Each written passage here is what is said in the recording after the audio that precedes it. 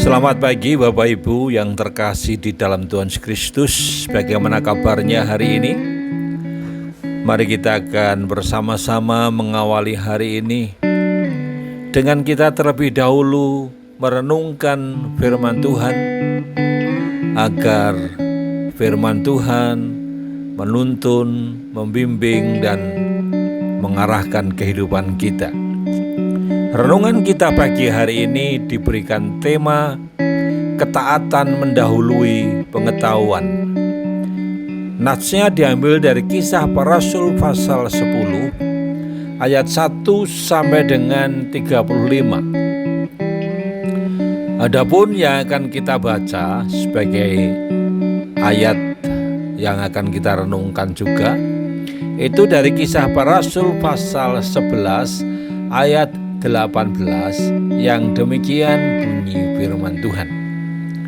Ketika mereka mendengar hal itu, mereka menjadi tenang lalu memuliakan Allah, katanya.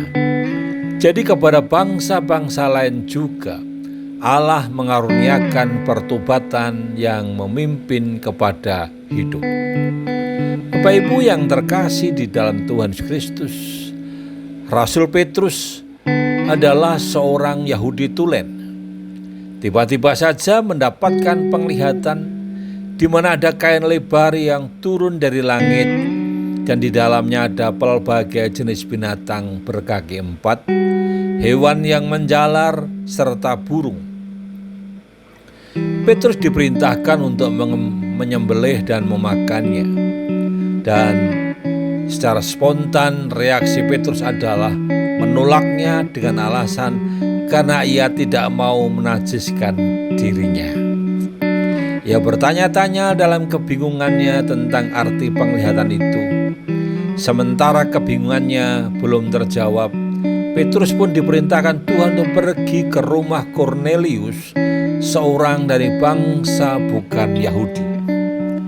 Dalam bagian firman Tuhan yang kita baca ini, tidak ditemukan catatan tentang Petrus yang bertanya terlebih dahulu kepada Tuhan mengenai semua peristiwa yang dialaminya.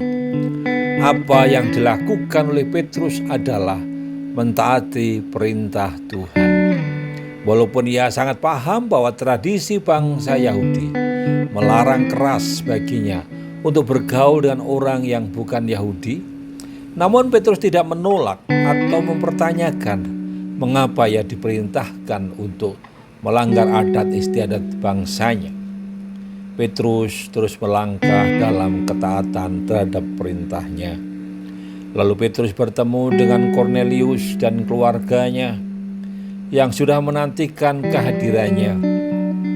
Dari pertemuan dan percakapan yang terjadi itu, barulah ia mengerti apa makna penglihatannya. Ia tahu bahwa Allah tidak membedakan orang. Dapat kita baca dari ayat 34. Karena itu ia tidak boleh menganggap bahwa orang non-Yahudi itu najis dan tidak tahir. Ayat 28. Allah sangat menganugerahkan sehingga kepada orang yang bukan Yahudi pun ia berkenan memberikan keselamatan. Petrus dapat melihat bahwa ketaatan selalu mendahului pengertian. Jika saat ini kita tidak mengerti jalan Tuhan, janganlah kita menyerah dan berpaling dari Tuhan, melainkan tetaplah setia, karena pada akhirnya pastilah kita akan diberikan pengertian. Apakah kita pernah memiliki pengalaman tentang ketaatan yang mendahului pengertian atau pengetahuan? Mari kita sebagai anak Tuhan hidup dalam ketaatan secara total, tanpa banyak menunggu jawaban dulu.